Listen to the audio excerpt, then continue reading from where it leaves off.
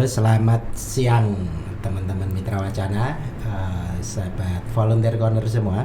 Bertemu lagi bersama saya Arif SW. Arif SW. Saat ini kita podcast lagi ini, ngobrol dengan teman dulu sempat magang di sini. Nah, nanti kita kenalan. Tapi ini hari Kamis ya saat ini ya? Iya, sekarang hari Kamis. Oke. Ternyata besok itu sesuai tanggalan itu hari Natal. Jadi saya ucapkan selamat merayakan hari Natal bagi teman-teman yang merayakan.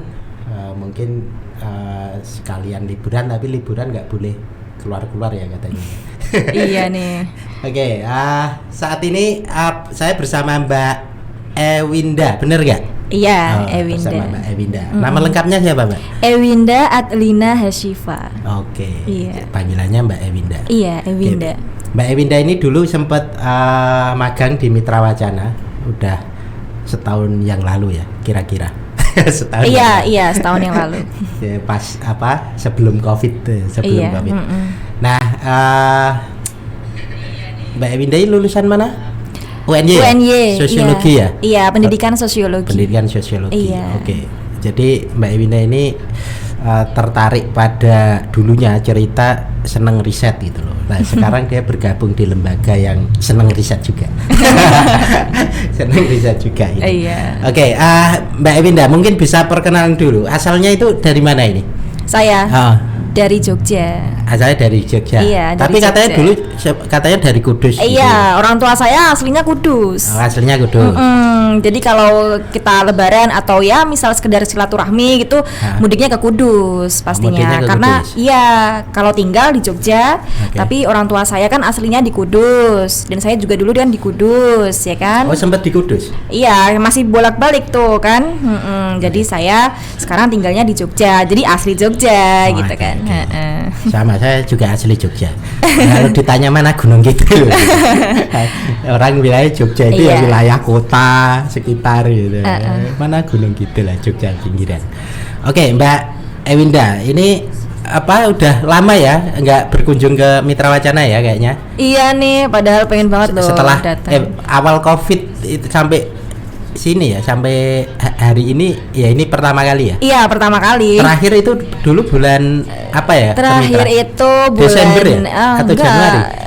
Akhir Januari. Oh, akhir Januari. Ya. Ya udah setahun berarti kira-kira ya? Iya, kira-kira udah kurang lebih setahun. Oke, udah 1 tahun kurang sebulan nih kira-kira. Iya. Jadi Mbak Ewinda ini dulu sempat magang berapa lama ya? Berapa lama ya? Mungkin Oktober, November, Desember. Ya 3-4 bulan lah. Iya. Dulu ada beberapa teman magang, termasuk yang dari Amerika itu ya? Iya. Siapa namanya Mbak? Dari Amerika lupa. Siapa ya? Yang dari Amerika. Iya, lupa iya. Ya namanya. Oke. Besok kita kontak coba bisa diajak podcast apa enggak? Podcast online ya? Podcast online pakai Skype gitu. Mbak Ewinda mungkin bisa sedikit cerita-cerita ini ya. Sebenarnya pengen cerita karena senang riset ya. Dulu kan cerita saya pengen riset, ternyata sekarang terdampar di lembaga yang memang senang riset itu. Tapi nggak usah cerita risetnya ya, riset apa itu nggak usah. Tapi cerita kira-kira sempat enaknya riset itu apa sih gitu. Kok dulu sejak awal saya pengen loh bisa ikut riset ini gitu. Lalu akhirnya tergabung di lembaga yang suka riset. Memang riset gitu. Oh iya kan suka riset ya. Ya karena memang passion sih ya. Awalnya memang passion, suka riset gitu. Awalnya nyoba-nyoba riset dan ya itu kan berawal dari kuliah ya, mata kuliah yang mengharuskan kita untuk riset karena kan di FIS ya, Fakultas Ilmu Sosial itu kan dituntut untuk bisa untuk riset, apalagi di sosiologi gitu kan. Iya, jadi awalnya nih mata kuliah, semuanya basisnya riset. Jadi tugasnya tuh semua riset gitu.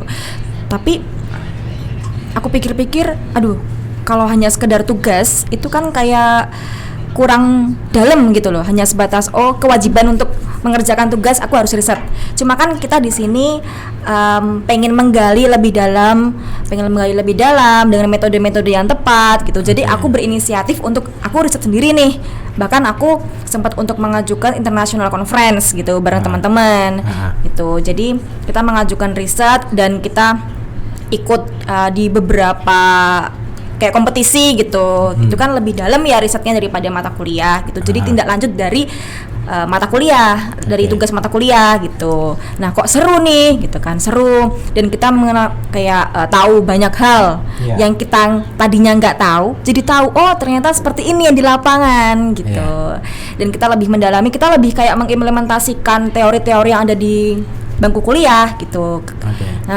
Seperti itu sih. Jadi lebih ke kesenangan kita untuk mendalami apa yang kita kayak ibarat kita kepo nih sama hal-hal yang pengen kita ketahui gitu. Misalnya isu gender.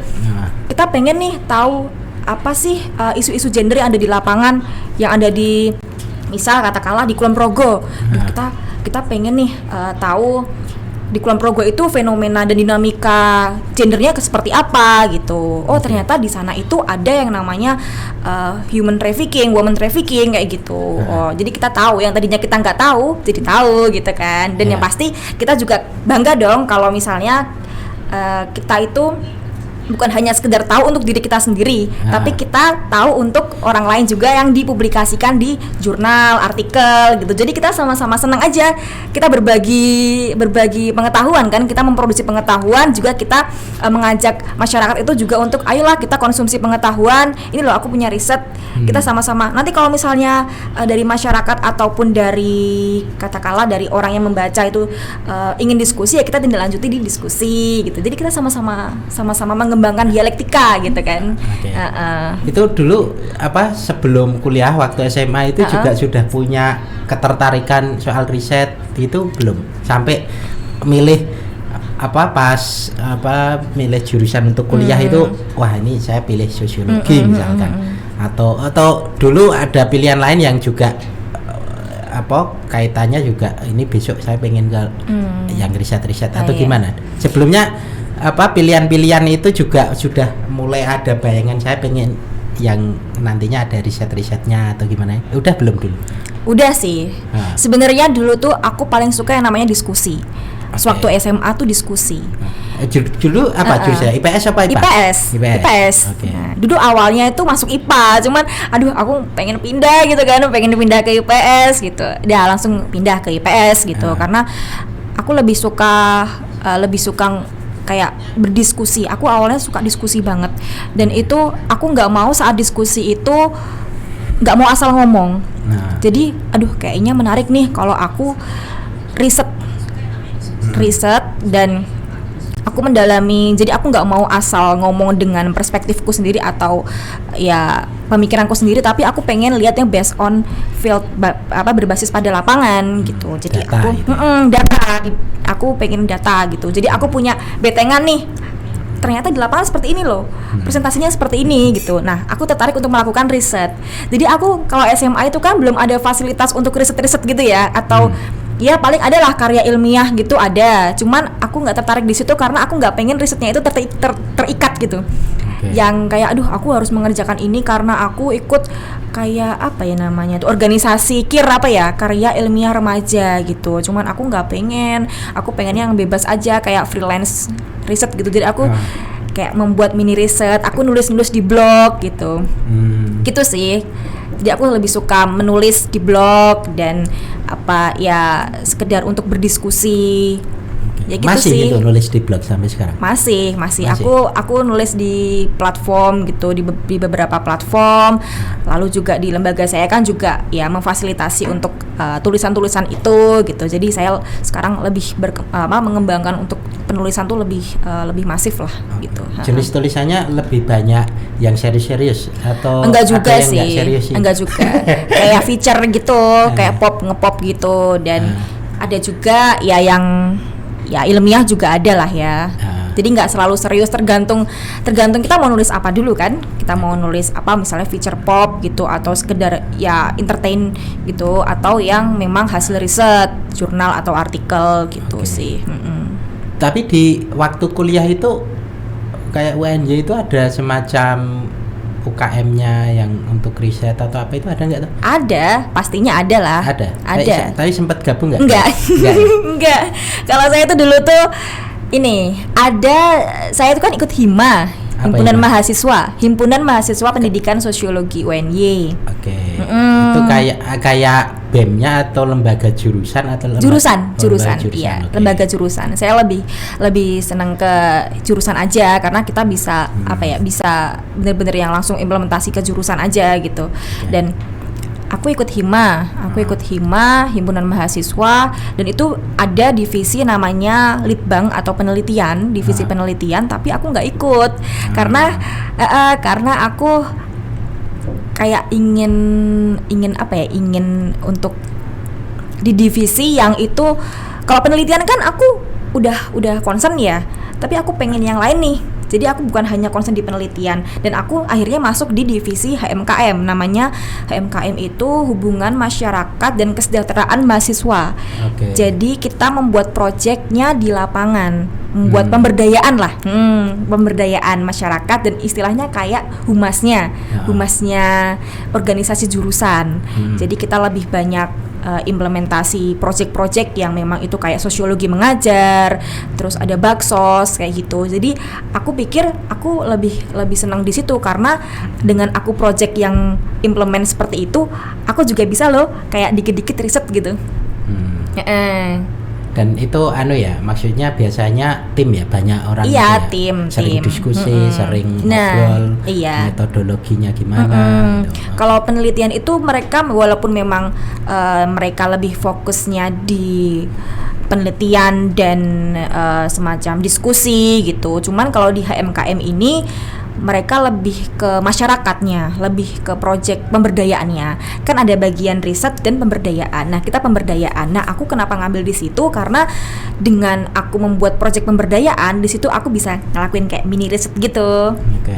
Jadi bener-bener yang terfasilitasi dengan sekalian ke lapangan. Tapi kalau yang penelitian ini mereka lebih ke diskusi sih, lebih ke membangun diskusi, terus nulis kayak feature pop gitu, tapi enggak yang ke lapangan. Lebih ke situ. Jadi saya lebih suka yang ke lapangan. Dan tapi saya juga seneng ngikut diskusinya orang-orang anak-anak penelitian gitu. Jadi saya ngikut semua program project saya semua ikutin gitu. Cuma kalau yang riset itu karena aku pengen ke implement ke masyarakat secara langsung gitu. Dulu skripsinya ngangkat apa kalau di ini dulu? Ininya. Aku gender. Isu gender. Iya, isu gender. Apa? Dulu tentang apa? Dulu itu tentang relasi gender dalam pembagian peran di industri rumah tangga. Oh, di industri. Relasi yang gender. Kasongan atau apa? Iya, Kasongan. Studi kasusnya di Kasongan. Okay. Di situ. Dulu sempat baca judulnya aja tapi. Isinya. Iya. Kasongan ya? Kasongan, iya. Okay. Mungkin bisa cerita sedikit itu soal hasil riset skripsinya itu, cerita tentang apa itu kira-kira? Jadi cerita tentang bagaimana sih pembagian peran secara ekonomi dan sosial antara istri dan suami dan istri dalam mengembangkan industri rumah tangga di Kasongan. Oke. Nah itu ya mereka itu lebih, karena saya menggunakan teori struktural fungsional ya. Itu lebih peran mereka ini saling melengkapi antara suami dan istri. Gitu. Jadi mereka ini mereka saling, misalnya nih yang istri ini nanti bagian yang menghias, yang ngecat. Nah, suami ini bagian yang bakar tanah liatnya. Ada pembagian kerjanya. Gitu. Jadi mereka struktural fungsional. Karena ini siapa ini? Talcott Parsons atau siapa? Teori yang dipakai struktural fungsional itu, saya agak lupa nih. Iya. Aku juga agak lupa. Kayaknya pernah namanya Talcott Parsons itu. Iya, Talcott Parsons ya. Ada itu Talcott Parsons. Tapi nggak tahu, kadang kan itu bisa dipakai di isu tertentu atau nggak di itu. Iya. Tapi menarik loh itu. Riset soal pembagian peran ya, Iya. soal di industri rumah tangga itu kan soal ruang atau gerakan ekonomi keluarga yang sebenarnya kalau dilihat tidak hanya peran suami atau istri itu, tapi itu ada pembagian peran ya untuk suatu produk itu ya itu ceritanya. Jadi ini ya mereka ini saling bekerja sama lah untuk bisa kan ya, mereka di industri rumah tangga ini kan bareng-bareng kan kerjanya di rumah. Itu kan membuat yang kerajinan itu kan? Iya, kerajinan itu. Jadi mereka untuk mengembangkan itu ya mereka perlu kerja sama. Tapi tetap kalau misalnya dari kebanyakan narasumber yang saya wawancarai dan saya observasi, itu mereka relasinya kebanyakan setara. Jadi saling melengkapi aja, enak aja gitu, enak. Jadi mereka pembagian perannya kayak tadi suami yang bakar, yang istri yang bagian awal itu yang suami, yang bagian akhir finishingnya itu istri. Oke, itu ya, bakarnya bakar apa? Dijelaskan bakar. Nanti. Oh iya, bakar emosi repot. Jadi setelah dibentuk, itu perlu dibakar. Entah gelas, entah apa bentuknya ya. Itu perlu dibakar biar dari tanah liat ya. Dari tanah liat. Dibentuk baru dibakar. Yang bentuk biasanya siapa? Ya bentuk itu ya kalau misalnya suami bisa, kalau istrinya bisa ya bantu, kalau enggak ya udah dia bagian finishing aja gitu. Tapi kebanyakan mereka bisa membentuk. Bisa semua. Maksudnya suami istri untuk bentuk iya, bisa gitu. Semua rata-rata ya. Oke. Lalu biasanya ada pembagian kerja yang bakar lebih banyak suami. Lalu setelah dibakar nanti diapain? Setelah dibakar nanti kan dijemur. Dijemur dulu baru nanti dilukis. Nah, yang lukis? Yang lukis yang perempuan. Oh, yang istrinya. Itu. Oke. Kadang juga ada timbul perspektif nih, istrinya tuh, aduh Mbak, saya kan perempuan, kalau bakar kan panas ya Mbak, gini kan, panas. Jadi kalau yang laki-laki, kalau misalnya yang bakar itu laki-laki kan lebih kuat gitu kan. Jadi lebih ke physically gitu. Jadi mereka mereka nggak mau bakar karena panas. Itu kan tugasnya laki-laki gitu. Tapi walaupun mereka memiliki perspektif seperti itu mereka tetap mau bantu. Dengan udah aku finishing aja deh gitu. Atau nanti aku yang bagian promo gitu, promosi gitu. Oke. Gitu. Kadang perspektif masih di titik tertentu bias gender kadang masih ada, walaupun di titik praktisnya memang ada pembagian kerja, ada itu dan Oke. Dan kita juga mengkaji juga kayak peran domestik, misalnya nih suaminya itu lagi bentuk-bentuk atau lagi bakar, ya udah istri nanti yang bagian masak atau nyuci. Nah tapi ada beberapa narasumber juga yang memang nanti istrinya yang bentuk, dan bahkan ada juga yang bakar sekalian gitu. Dan suaminya yang masak, yang nyuci piring gitu. Gantian ada. Ada beberapa yang seperti itu gitu. Jadi saling melengkapi aja sih gitu. Itu di Kasongan ya? Di Kasongan. Pernah ada cerita lain, mungkin pengalaman lain yang berkaitan juga soal riset di isu gender itu, mungkin pernah punya pengalaman lain itu selain di Kasongan itu, ada nggak? Ya saya kan selama magang atau menjadi volunteer di Mitra Wacana kan juga saya ikut ke lapangan. Nah saya tuh melakukan mini riset, terus saya buat tulisan gitu, kita upload di websitenya Mitra Wacana dan juga di platform, ya beberapa platform gitulah. Nah itu ya menarik lah. Saya baru tahu loh kalau ternyata Kulon Progo itu tingkat human traffickingnya dan bahkan kekerasan perempuannya pun juga tinggi ya. Saya baru tahu dari Mitra Wacana loh. Terfasilitasi saya itu. Iya, tapi menarik memang kadang kalau tidak ada riset, tidak ada data yang faktual itu kan basisnya asumsi gitu ya. Iyalah. Basis asumsi itu kalau sekarang kan dorongannya ya kalau ada kebijakan macam-macam ya basis ininya by riset lah, polisinya, kebijakannya itu ya basis riset, problemnya apa, kira-kira nanti solusinya akan seperti apa, itu ada analisis risetnya. Makanya menarik itu ada ketertarikan soal pengen jadi researcher, jadi peneliti. Iya. Gitu. Nah, apa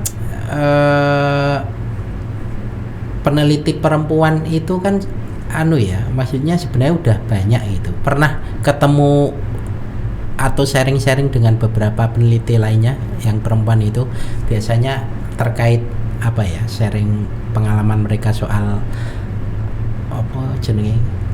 hambatan waktu tantangan riset, ya. tantangan itu gimana? Ya kalau sama menjadi peneliti. Kalau kita sering lah ya sharing gitu ke sesama peneliti perempuan gitu. Ya pasti banyak lah tantangannya. Misalnya kita kadang ada kalau sama laki-laki agak-agak nggak enak gitu loh, kayak aduh tampilannya seperti itu, aduh aku takut gitu kan, gitu sih, mau tanya tuh tapi aduh gitu kan, kayak takut gitu. Nah itu sih tantangannya itu sebenarnya kita nggak banyak sih, sama aja sih sama kayak laki-laki, karena kita menempatkannya pada profesionalitas gitu loh. Jadi tidak ada problem, misalkan kan beberapa saya juga beberapa kali ikut riset itu barengan dengan teman-teman yang lain itu. Kadang kan teman-teman yang riset itu harus lama ya di tempat riset. Kalau kebetulan dekat sih mungkin enggak, tapi harus keluar kota macam-macam. Nah, beberapa ada yang masih single, ada yang sudah berkeluarga gitu. Nah, beberapa itu kadang juga mungkin punya pengalaman yang berbeda kan. Jadi ada yang kalau masih sendiri itu mungkin problem-problem psikologisnya nggak terlalu banyak gitu. Mungkin kalau sudah berkeluarga entah laki-laki entah perempuan kadang mungkin akan beragam gitu. Apalagi kalau sudah punya anak, kadang kalau yang laki-laki itu waduh ninggal rumah terlalu lama rasanya nggak enak, atau mungkin yang perempuan sama misalnya. Nah, itu kira-kira sempat nemuin cerita-cerita itu enggak? Atau punya pengalaman pribadi atau temennya gitu, kira-kira ada enggak?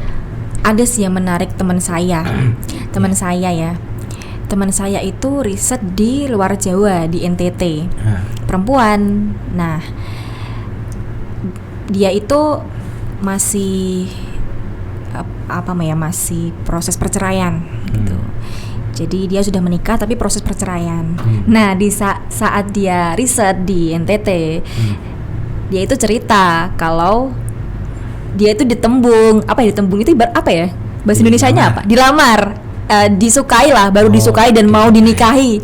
Bukan belum ditembung ya. Berarti dia itu disukai dan mau nggak jadi istriku gitu loh. Itulah gitu. Dan dia tuh udah kayak dibeliin kain banyak banget gitu, dibeliin kain. Dia sampai mau berapa sih? Kamu mau berapa? Aku kasih gitu kan. Itu sih yang menarik. Jadi karena di NTT itu jarang lihat orang Jawa ya. Orang Jawa kan kelihatannya kalau udah orang Jawa, wah pasti cantik gitu kan, dan pasti dia punya prestis lah, dia high gitu kan, karena dia berpendidikan juga kan, dan dari tampilannya pun juga ya oke gitu. Jadi sampai dia itu dikejar-kejar bukan hanya satu orang, tapi banyak orang, beberapa orang itu, banyak laki-laki, bahkan ada yang bujang ataupun yang masih beristri, itu pun bahkan menyukai mbaknya itu. Dia disukai sama beberapa laki-laki sampai dia takut takut kan, karena ya gimana, nggak enak, tapi dia juga nggak mau kalau misalnya dia terang-terangan menolak, nggak mau, takut gimana kan, karena dia posisinya ada di wilayahnya dia, ada di wilayahnya orang lain gitu loh, di wilayah orang yang menyukai dia gitu. Khawatir kalau aduh aku kan masih di sini dalam beberapa besok-besok aku masih di sini dan masih menetap di sini selama 10 hari. Duh, kalau aku nolak nanti mereka nggak nerima aku dong gitu kan, nggak nerima aku berada di sini dan mereka bakal dendam sama aku gitu. Jadi kekhawatiran itu muncul. Ya itu sebenarnya terjadi di banyak tempat. Artian maksudnya di Jawa aja sering kalau KKN atau apa gitu aja banyak di banyak tempat lah terjadi. Istilahnya misalkan ya beberapa cerita teman saya dulu waktu KKN masih di Jogja juga, kemarin kan beda wilayah mana, ya biasa disenengin di tempat KKN atau apa itu ya biasa. Kadang ya paling ya nolak atau nerima ya itu tergantung kasus. Tapi itu biasa kasus kayak gitu ya, maksudnya disenenginnya ya, disenenginnya. Cuma mungkin nggak enaknya itu kalau enak, itu karena, mau nolak lalu kita masih punya tanggungan berapa lama hari, di situ beberapa hari itu tinggal di situ. Itu memang agak ribet. Tapi kasus itu memang banyak terjadi, hampir banyak tempat lah. Maksudnya mau di Jawa, di di Sumatera, di Kalimantan, macam-macam, di NTT. Itu waktu KKN yang paling sering itu. Kalau KKN sering itu. Bahkan kasus pelecehan pun juga ada ya, pelecehan. Pelecehan. Oh iya, ada juga teman saya itu, temannya teman saya. Itu juga ada yang sampai mau ditidurin. Mohon maaf, ditidurin. Jadi dia tidur di mana? Di rumah warga. Itu dia ada laki-laki yang memang ya seperti maling masuk, tapi dengan tujuan untuk nidurin si temennya teman saya ini. Nah udahlah, lalu sadar teman saya yang jadi si dia ini kan tidur bareng-bareng sama beberapa perempuan gitu, yang 2 atau 3 temennya. Teriaklah, tapi si malingnya itu, aku nggak tahu itu maling atau gimana, si laki-lakinya itu tetap berusaha untuk memperkosa itu, bahkan 3-tiganya gitu, 3 atau 2 gitu semuanya gitulah itu. Tapi akhirnya gagal karena kan teriak-teriak kan langsung ada apa gitu kan, langsung dia lari, yang laki-laki yang itu yang masuk ke rumahnya itu langsung lari gitu. Tapi sempat disentuh gitu loh. Nah, itu waktu KKN atau waktu itu apa? Waktu ya dan pengabdian gitulah, pemberdayaan sekaligus riset di sana gitu. Itu ada teman saya gitu, ada yang cerita seperti itu. Itu juga di luar Jawa, di Maluku di situ. Sebenarnya problem-problem lapangan itu beragam ya. Iya. Soal problem kerja sama tim kayak gitu, lalu nanti problem logistik, problem interaksi dengan teman-teman warga sekitar. Kadang itu beragam itu. Jadi saya dulu pernah ikut terlibat riset di Papua ini, dan itu menarik sebenarnya karena kita bisa bertemu dengan teman-teman dari Papua, mama-mama di sana itu, ngobrol beragam, macam-macam, dan kalau ada kesempatan lagi saya pengen itu ke sana lagi, itu menyenangkan. Jadi makanya riset itu di titik tertentu itu selain kita punya pengalaman baru soal pengetahuan baru soal substansi isu atau apa yang kita pelajari, ya kita nambah teman, nambah relasi kenalan sana yang sebelumnya mungkin kita terbatas ya di sini, tapi setelah kita riset di mana itu, ternyata ada yang kayak gini ya. Lalu kita bisa bertemu dengan banyak tempat, dan itu banyak orang di banyak tempat, dan itu menarik itu. Iya. Kadang kita juga punya loh stigma di sini, orang Papua kayak gini. Tapi ternyata sampai sana nggak seperti yang kita bayangkan sebelumnya, iya kan? Iya. Jadi ya kadang itu ya keterbatasan informasi, keterbatasan interaksi, atau bahkan malah sebenarnya nggak pernah interaksi gitu, lalu sudah menjudge itu akhirnya repot. Makanya sebenarnya menarik itu. Jogja ini kan sebenarnya menarik ya, karena kita punya kesempatan untuk bertemu dengan banyak teman dari berbagai banyak tempat lah, baik yang di dalam negeri aja maupun yang di luar negeri aja ada lah, kira-kira gitu. Nah itu sebenarnya menarik. Ini udah setengah jam ya, kayaknya kita break sebentar ini. Oke, siap. Break sebentar, nanti kita lanjut ke segmen selanjutnya. Ngobrolnya ya nanti kita obrolin apa gitu. Oke, terima kasih. Hal kita lagi.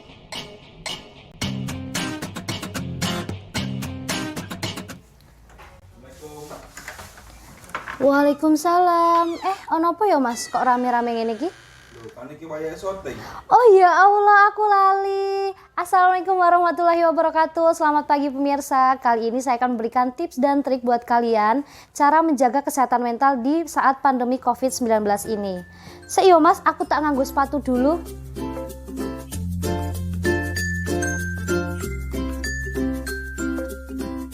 Teman-teman tahu nggak sih, menjaga kesehatan mental pada saat pandemi COVID-19 ini sangat penting loh.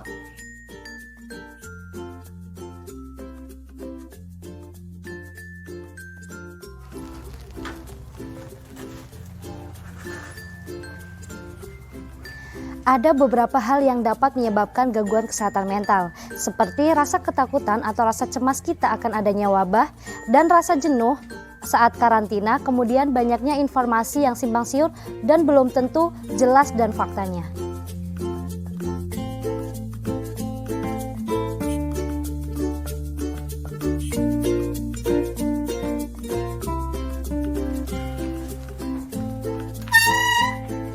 Gak jarang itu semua dapat mengganggu kecemasan serta mengganggu kesehatan fisik dan mental.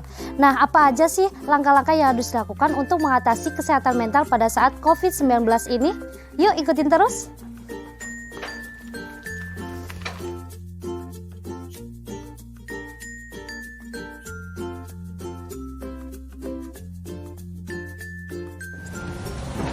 Yang pertama yaitu selalu melakukan aktivitas fisik. Seperti olahraga, melakukan peregangan, dan latihan pernafasan yang membantu kita untuk menenangkan diri atau merilekskan.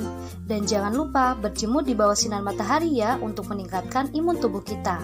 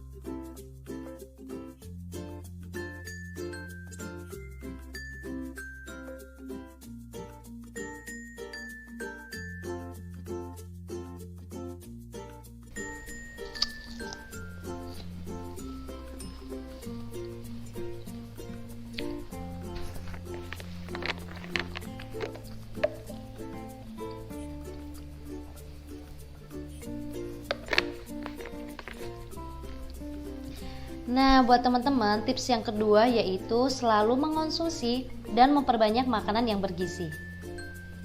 Asupan nutrisi yang cukup juga dapat menjaga kesehatan mental loh, baik secara langsung maupun tidak langsung.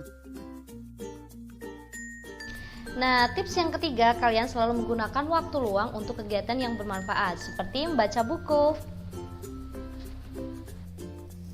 Selanjutnya, tips yang keempat, bijaklah kalian dalam memilih informasi yang dibaca. Jangan sampai informasi yang kalian baca membuat merasa cemas dan takut akan adanya pandemi COVID-19 ini.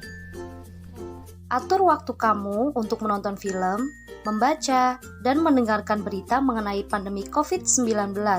Meski begitu, jangan menutup diri sepenuhnya dari informasi yang penting ya.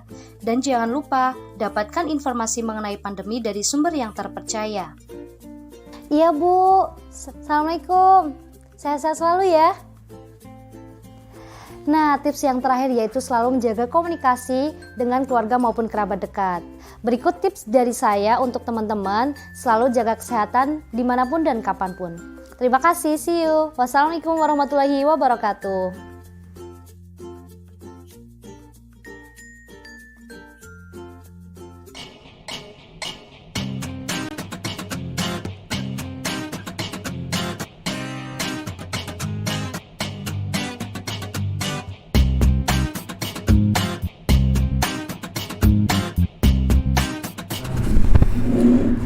Oke, bertemu lagi bersama saya Arif SW. Ini brandingnya Arif SW itu, sama Mbak Ewinda di Volunteer Corner Mitra Wacana. Oke, ini kita mau ngobrol apa lagi ya? Apa? Oke, nerusin tadi aja dulu. Oke, Nanti siap. kita ngobrolin beberapa hal yang lain itu. Punya apa keinginan untuk risetnya itu apa ya, keliling Indonesia gitu? Oh jelas, Iya. itu cita-cita saya. Itu cita-cita saya. Jadi aku tuh pengen banget ya keluar pulau atau bahkan ya broaden ke luar negeri untuk bisa riset. Tapi aku pengen untuk ke Nusantara dulu nih. Aku pengen keliling ke Nusantara. Dan nanti aku pengen semacam bikin jurnal, yaitu kompilasi dari berbagai dari ya Nusantara itu seperti apa sih budaya dan sosial budayanya seperti apa gitu. Oke. Dan apa sebenarnya kesempatannya ada ya ini untuk gitu ya, Mungkin kira-kira, nanti, iya. kira-kira ke depan punya kesempatan lah Iya, ya untuk insya itu. Allah lah itu bisa. Karena menarik ya sebenarnya bisa. Sambil buat vlog lah. Iya. Jadi jalan-jalan. Iya, kita kan bisa. Vlognya riset. Kita kan bisa. Sambil vlog makanan. Jadi riset. Jadi kalau menurut aku riset itu bukan hanya sekedar teks ya, teks bentuk jurnal atau bentuk artikel atau ya hasil penelitian yang berupa teks ya. Tapi kita juga bisa podcast atau bisa video, vlog juga bisa. Kalau vlog kan lebih enak ya, kita kayak mendiseminasikan riset itu dengan gaya-gaya pop ya, kekinian menggunakan podcast dan menggunakan vlog ya. Itu mungkin lebih enak ya didengar daripada kita harus membaca gitu, karena kan juga masyarakat itu kan nggak mesti ada yang suka baca ya. Banyak juga kan yang nggak suka baca, jadi mereka lebih visual kan. Mereka lebih senang visual, jadi ya kita memfasilitasi mereka dengan ya mengetahui riset menggunakan vlog, nonton video, atau bisa dengan podcast, lebih enak kan daripada teks gitu. Sebenarnya ya, apa eman-eman ya? Eman-eman iki bahasa Indonesianya apa ya? Eman-eman. Kira-kira apa sayang lah ya, sayang kalau apa, karena beberapa temen ya itu sudah riset kemana-mana itu sebenarnya menarik loh kalau ada videonya. Jadi ada apa momen Iya. Dulu waktu di Papua itu saya itu malah risetnya itu bagian motret loh. Jadi saya itu di Papua dulu di Bintuni itu risetnya itu yang lain-lain wawancara. Jadi by questionnaire model ada apa jenenge survei sama apa namanya satunya itu lupa aku, nanti kalau ingat tak sebut. Ya tugasku itu enggak wawancara tapi malah motret. Jadi saya motret fasilitas umum, rumah kayak gitu itu. Jadi saya motret itu. Yang lain wawancara, saya motret aja. Nanti ngumpulin fotonya udah selesai. Nah yang ngumpulin data yang lain itu kan sebenarnya ribet, apalah riset sosial ekonomi itu kan kadang nanya apa pendapatan, pengeluaran macam-macam, itu agak detail gitu. Nanti harus dihitung totalnya akhirnya berapa jumlah pengeluarannya, pendapatannya berapa itu. Kadang kan enggak di waktu wawancara ya, mereka enggak ngitung direkap ininya didetailin waktu udah di base camp begitu. Nah, waktu itu saya ini aja motret ininya dan enak sih sebenarnya. Sayang itu dulu cuma potret aja, coba kalau ada videonya gitu. Saya sayangnya nggak buat video sih, tapi potretnya banyak ya. Iya, tapi itu bisa loh, jadi kita menganalisis foto. Saya tuh juga bikin di Instagram saya, itu fotonya bukan foto saya malah, tapi foto objek yang misalnya ada di pasar, orang berinteraksi. Kita bisa menganalisis foto loh di captionnya gitu. Jadi itu kita bisa melakukan riset by foto, bukan hanya ya nggak harus dengan menggunakan video atau ya teks gitu, tapi kita dengan menggunakan foto kita nyekrek gitu, itu kita udah bisa menganalisis. Karena kan bagian dari kehidupan dan dinamika kita kan kita bisa menganalisis ya. Misalnya nih orang berinteraksi gitu, dan yang diinteraksi itu misalnya menggunakan menggunakan bahasa-bahasa yang berbeda, misalnya dengan menggunakan kalau saya kan pernah tuh di Arab nih kan, di Arab itu saya pernah ya walaupun umroh tapi saya tetap melakukan mini riset ya. Saya tuh senang banget loh, kayak misalnya menganalisis, oh berarti tipe-tipe interaksinya orang Arab itu seperti ini ya. Mereka itu body language-nya tuh sangat ketara gitu. Jadi menggunakan gini gitu kan. Kalau kita kan kayak datar gitu kan. Gitu kan. Tapi kalau ini kan harus anta lah gitu kan, harus menggunakan body language. Itu kita bisa menggunakan interaksionisme simbolik gitu. Oh, semacam itu interaksinya. Oh, beda ya kayak interaksi di Indonesia gitu. Jadi kita menjabarkan, oh, ini relate nih dengan teori interaksionisme simbolik, di mana mereka menggunakan interaksi itu dengan ditambah selain dengan bahasa, mereka dengan menggunakan body language. Agak lebih mantap gitu. Itu bisa bisa riset by foto, itu kan bisa kita analisis gitu. Saya di Instagram tuh juga gitu. Isinya tuh nggak jelas mungkin ya bagi orang awam gitu. Ini apa sih isinya gitu, kayak objek-objek nggak jelas gitu. Tapi di situ kita bisa menganalisis gitu. Sekarang kan ngetrennya gitu di selebgram yang travel blogger gitu-gitu yang di upload itu mereka yang foto-foto yang memang bukan diri mereka tapi objek atau orang-orang yang mereka teliti secara by foto tadi gitu. Sebenarnya bisa gitu. Tapi itu menarik sebenarnya. Cuma memang kalau nggak ada semacam ini ya indeknya itu informasi dari foto itu sebenarnya terbatas gitu. Dia bisa multitafsir. Sudut yang berbeda itu bisa beda maksud kadang. Kira-kira gitu. Ya, tapi menarik memang. Ada gambar itu orang juga ini. Tapi kalau bisa dilengkapi informasi yang bagus, nanti mengurangi misinformasi lah, disinformasinya gitu. Jadi ibarat kayak foto berbicara gitu. Itu. Ya ini cuman kayak ngepop aja sih. Di Instagram kan ngetrennya gitu. Di Instagram kan ya aku juga gitu kok. Aku terinspirasi dari salah satu seorang selebgram One India. Dia itu, tapi kalau dia udah melalang buana ke luar negeri, dia sudah fotografer lah. Dia juga fotografer. Jadi fotografer itu dia menjadi fotografer yang mengemas itu foto berbicara. Gitu. Jadi aku masih belajar sih ini, aku masih belajar bagaimana membuat foto itu bisa berbicara. Maksudnya apa sih yang ada di balik foto itu gitu. Apa sih fenomena sosial dan ekonomi atau budaya yang ada di situ gitu. Itu kan menarik gitu. Aku masih belajar untuk itu. Karena ini kan media pop ya, itu ya termasuk media pop. Jadi walaupun multitafsir ya memang multitafsir, tapi kita ya belajar lah untuk tapi itu menarik loh, menarik. Si Puan India itu menceritakan bagaimana foto itu bisa dideskripsikan secara semi-semi ilmiah ya, seperti itulah. Iya.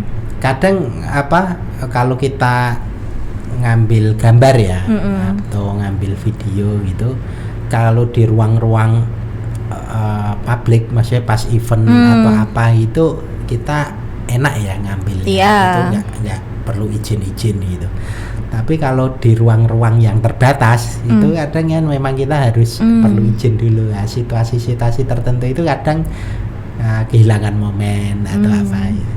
Jadi dulu malah saya punya pengalaman karena pas di Bintuni itu kan memang keliling ya. Jadi saya masuk ke sungai pakai kapal kecil ke agak dalam ini kampungnya itu, pakai yang cuma seisi badan gitu. Jadi diisi berapa orang jejer gitu. Lah yang lain itu kan bawanya ini ya kertas kuesioner gitu. Saya bawanya kamera. Lah itu saya kan nggak bisa berenang. Lalu takutnya itu kameranya kena air. Kalau jatuh walaupun pakai pelindung ya. Wah ini repot ini saya nanti kalau sampai jatuh, karena kan kapalnya itu kecil loh, memang cuma kecil itu loh, kapal yang kecil itu goyang-goyang gitu. Nah kadang di lapangan itu tantangannya itu ngeri menyenangkan sebenarnya. Ada cerita nanti. Ada cerita itu proses-proses ya waktu Iya. misalnya itu proses yang riset khususnya yang memanfaatkan alat elektronik kadang itu kita takut karena ya data yang di situ semua takut kalau itu nanti jatuh rusak atau misalkan di daerah konflik direbut lalu nanti rusak juga gambarnya akhirnya nggak ada data nggak ada data yang bisa diolah atau apa dan itu banyak terjadi sebenarnya di beberapa kasus tertentu itu kecelakaannya ya kadang itu tadi kamera jatuh atau direbut atau gimana kayak gitu itu soal kalau data memanfaatkan HP kamera kayak gitu itu problemnya kalau yang di memanfaatkan kuesioner atau apa itu sebenarnya mungkin lebih ini ya tantangannya kekhawatiran kita nggak terlalu ini ya atau sama mungkin ya menurutku sama sih bisa jadi kalau kena air harus udah iya. Atau terbang kemana yang ngerti semua ada ininya sih ada resikonya ada tantangannya juga ya, sewaktu penelitian itu menggunakan fasilitas atau apa gitu itu pasti inilah ada resikonya. Pernah nggak setelahnya wawancara in-depth interview itu ke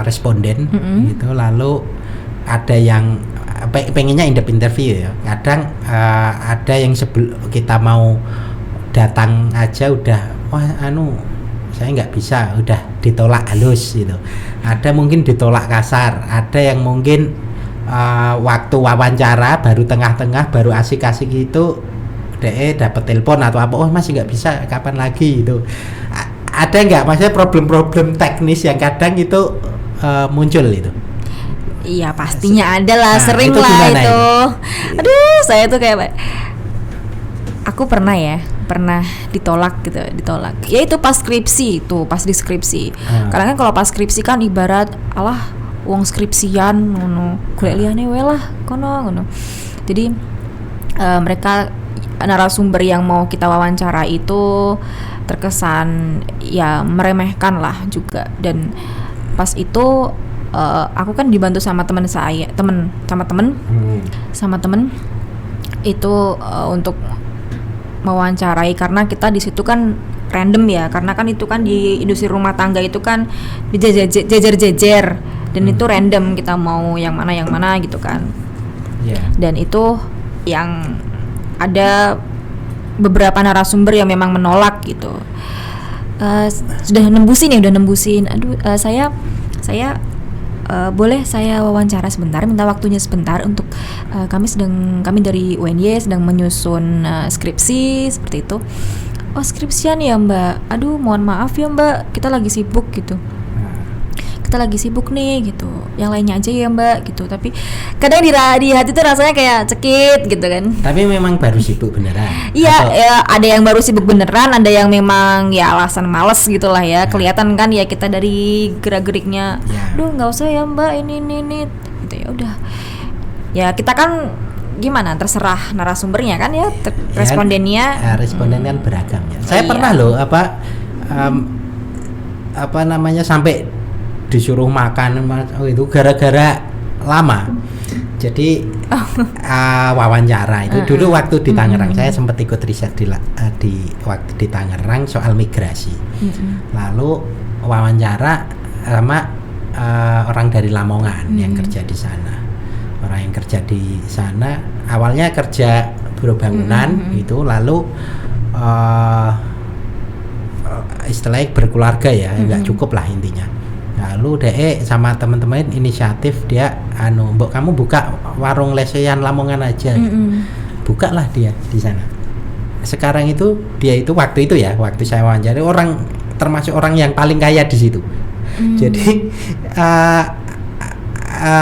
awalnya dia ngontrak kecil kok dia cerita memang mas saya buruh bangunan awalnya di sini dan rumah kontrakan aja kecil itu setelah itu dia buka usaha Lamongan itu rame di sana lalu dia jadi orang banyak dia beli rumah itu bangunannya tingkat bagus gitu saya wawancara di situ wawancara ngobrol itu penghasilan dia memang luar biasa sih sehari aja udah berapa itu lalu tak kira dia itu tinggalnya itu cuma dia sama istri gitu lah, anaknya udah kemana, ternyata jadi satu. Rumahnya gede gitu kan. Nah problemnya kalau jadi satu kan semakin lama kita wawancaranya, karena sosial ekonomi ya di keluarga itu berapa lama. Akhirnya gara-gara Mas makan dulu ya, pokoknya nanti aja di sini betah-betahin. Dia yang malah menghibur. Ya, beberapa kan ada yang nggak betah ya, ada kan wah lama. Bapaknya ini malah ini pokoknya didangin makanan itu, didangin semua itu. Jadi ya beragam, kadang ada yang menyenangkan ya, cerita-cerita itu. Ada yang mungkin agak menyedihkan. Tapi kita jadi punya pengalaman menarik ya, maksudnya oh iya ya ini menarik, dan itu nggak terekspos ya. Kalau kita nggak tahu, nggak riset itu kan kita nggak tahu ya, ternyata ada ya yang awalnya baru bangunan lalu usaha macam-macam jadi orang terkaya loh di wilayah itu. Itu kan luar biasa itu ceritanya dia. Sayangnya itu kalau dulu udah ada vlog, udah apa itu wah asik itu. Cuma belum, jadi ya terbatas ininya. Ya itu ya salah satu contoh itu. Iya, ada lesson learn-nya ya di situ. Itu menarik. Jadi responden itu ya beragam. Peneliti pun beragam. Ada peneliti ya memang mungkin komunikasinya kurang bagus. Ada itu sudah bikin respondennya malas juga, itu kadang bisa beragam lah kayak gitu itu memang.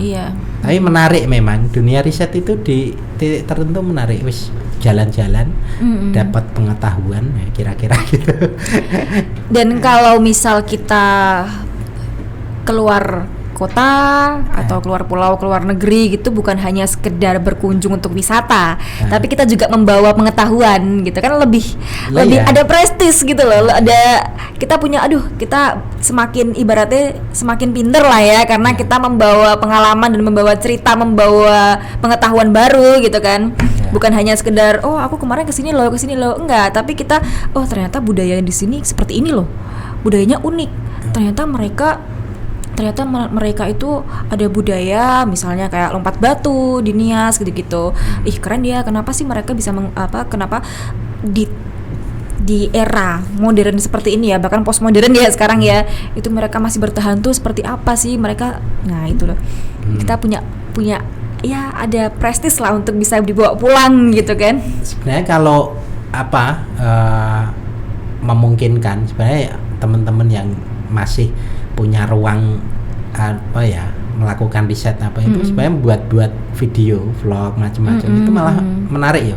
Maksudnya karena beberapa riset itu terbatas ya, siapa sih yang moco kira-kira gitu, kecuali orang-orang terbatas yang kadang di jurnal lah itu, tapi sebenarnya yang baca siapa gitu. Udah konvensional ya metodenya seperti itu ya. Itu terbatas dan sebenarnya nggak masalah sih, tapi kan pengakses itu kadang terbatas. Sekarang itu dengan ada video macam-macam lalu dibuat mungkin di YouTube ya. Waktu di lapangannya ngobrol-ngobrol mungkin terbatas tertentu itu yang bisa diupload, nggak masalah. Tapi itu menarik sebenarnya dan banyak yang sekarang kan opo-opo ngelihatnya video ya di YouTube macam orang vlog. Itu sebenarnya kalau teman-teman yang masih sering riset itu buat vlog potensial loh. Jadi buat aja besok. Bahkan nanti double ya. Penghasilannya double. Karena vlog juga vlogger ya kan? Ya mungkin bisa ini ya buat spesifik ya. Maksudnya berbeda, misalkan riset tentang apa, saya mau buat vlognya tentang ini, hal yang berbeda. Itu bisa gitu.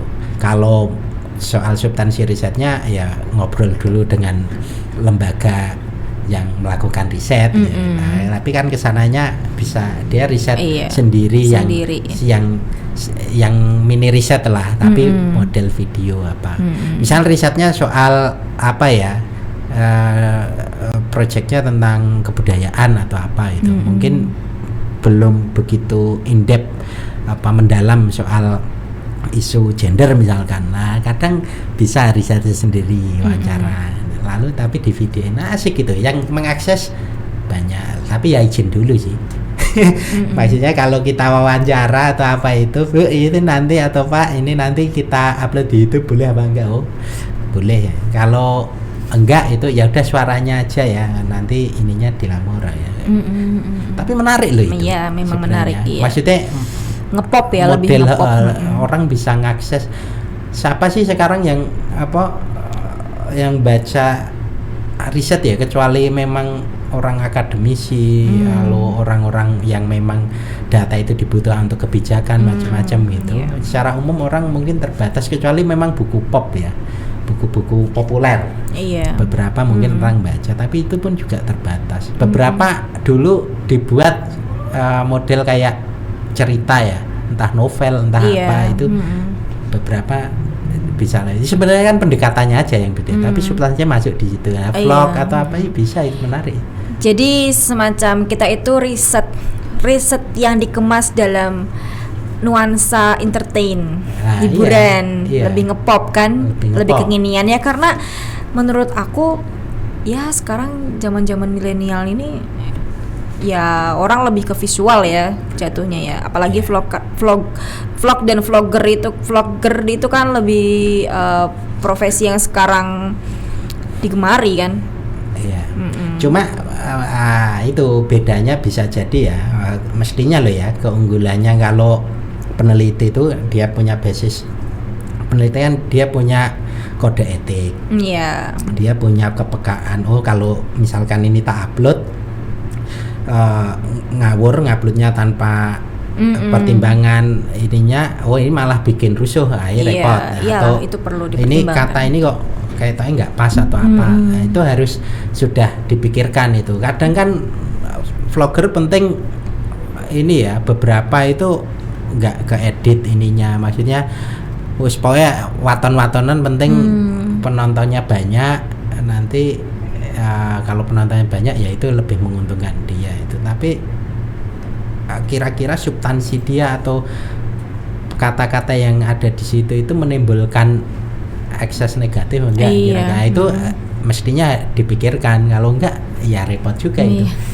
Tapi dibuat yang menarik gitu loh. Tapi tetap kan dipikirkan soal itu ya. Iya, substansinya ya. Apalagi kalau Sarah kan. Nah, iya. Ada Sarah, dia kadang kan orang kalau ngomong itu kita kayak untuk mengontrol ya, kadang kita keceplosan ya. Keceplosan Sarah. Itu kan perlu diedit-edit gitu kan. Seperti itu. Apa? Di peringatan. Waktunya tinggal 3 menit. Oke.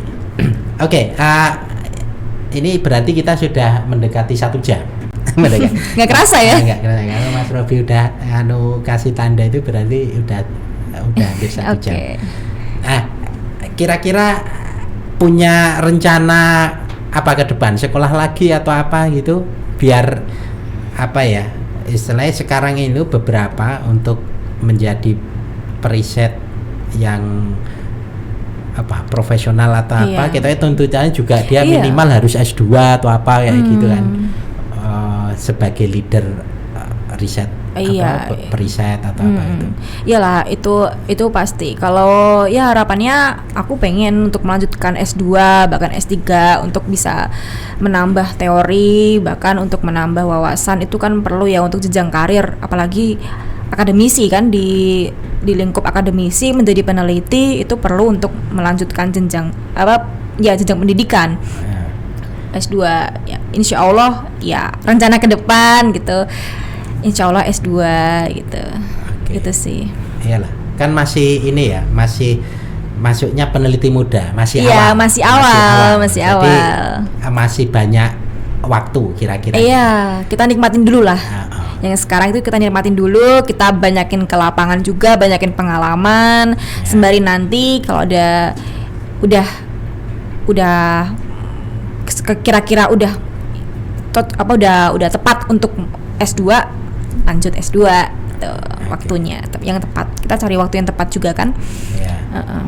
Ya karena ya paling enggak kan menjadi peneliti itu kan kita bisa memberikan informasi yang lebih detail ya, lebih dalam itu soal pengetahuan tertentu, baik entah yang sosial maupun eksak ya. Iya. Itu kan kalau kebetulan kan pilihannya ini yang sosial ya. Iya. Saya juga yang sosial. Kalau eksak saya pusing. Kalau mereka sudah punya lembaga risetnya sendiri-sendiri ya. Iya. Sosial sudah punya yang eksakta itu. Tapi juga sejatinya kita banyak. saling melengkapi kan antara eksak dan sosial gitu kan. Iya. Ya itu kolaborasi dan bagian dari dinamika ya. Ya. Oke, kira-kira ini masih 1 menit lagi. Kira-kira saya penutupnya itu jenengan dulu aja. Penutupnya apa? Ini mau mungkin pesan-pesan atau apa gitu, kesimpulan atau apa gitu mungkin. Oke, buat teman-teman yang memang suka atau pengen melakukan riset, jangan ragu-ragu untuk melakukan riset.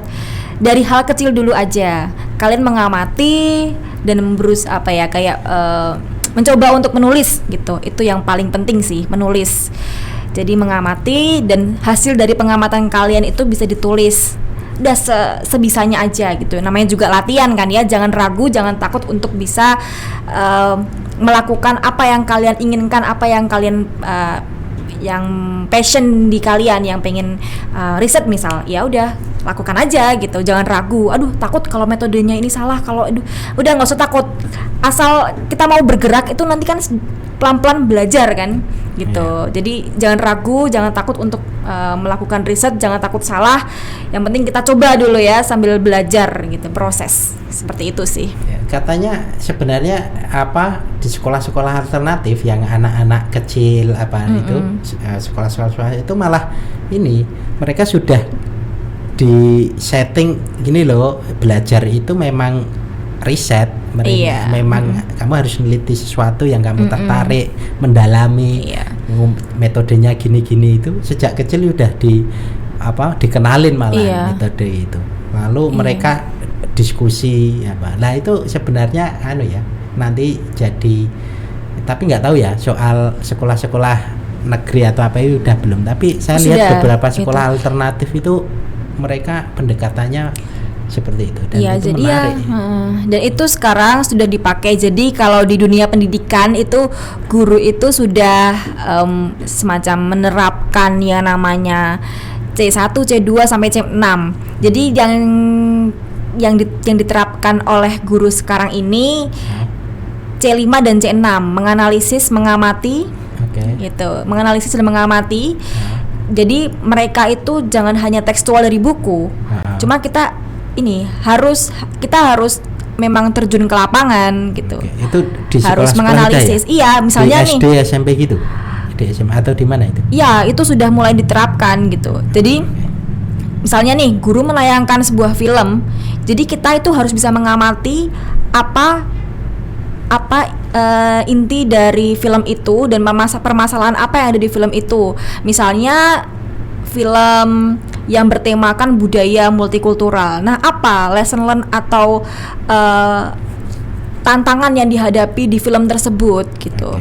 Jadi mereka sudah bisa menganalisis. Ya, menganalisis karena kan film kan ibarat gini, kita kan hidup itu kan seperti kayak teori dramaturgi. Teori dramaturgi mengatakan bahwa kita itu hidup seperti di panggung sandiwara. Jadi kita ibarat seperti bermain film. Jadi di dalam film itu kan kita melihat fenomena kehidupan yang ada, walaupun dikemas sedemikian rupa, cuma kita ya kehidupan seperti itu. Ada yang seperti itu, ada yang dibuat-buat gitu kan. Nah, jadi murid-murid itu bisa menganalisis, oh ternyata kehidupan itu ada yang seperti itu gitu. Dinamikanya seperti itu. Apa lesson learn yang akan didapatkan dari film itu, dari kehidupan yang ada di film itu gitu. Jadi sekarang ini itulah guru itu sudah mulai menerapkan yang namanya berpikir kritis ke murid-muridnya. Berpikir kritis, rasional, dan yang pasti juga realistis ya, melihat keadaan di lapangan tuh secara langsung. Jangan ngawur, tapi kita harus berbasis pada data, based on data gitu kan. Seperti itu sih. Jadi itu tantangan guru sekarang tuh bagaimana bisa mengajarkan murid itu untuk berpikir kritis dan berpikir lebih rasional dan lebih mereka bisa menganalisis keadaan. Jadi mereka bisa bisa sekaligus belajar memanajemen konflik, ya kan? Itu yang paling penting sih. Oke, terima kasih Mbak Eminda. Ini Iya. kalau kita terusin beda lagi nanti kita diskusi soal pendidikan. Iya. Oke, Menarik kita ya. lanjut lain waktu aja. Oke, Semoga siap. ada kesempatan lain nanti bisa ngobrol-ngobrol lagi, bisa pengalaman. Ini kan pengalaman riset. Iya. Bisa nanti pengalaman apa jalan-jalan atau pengalaman Siap. apa nggak masalah. Kira-kira gitu. Atau pengalaman apa ke pasar atau Iya. apa belanja. Iya. Itu menarik sebenarnya. Oke, terima kasih teman-teman semua, sahabat Mitra Wacana, sahabat volunteer Corner Mitra Wacana. Makasih Mas Robi yang tanggal merah mau repot-repot. Liburan. Kita bertemu lain waktu. Kalau minggu depan itu nggak janji. Nggak janji. Karena libur kan kita. Takutnya nanti malah nggak ini. Oke, selamat Natal bagi yang merayakan, dan selamat tahun baru juga untuk kita semua. Terima kasih. Terima kasih.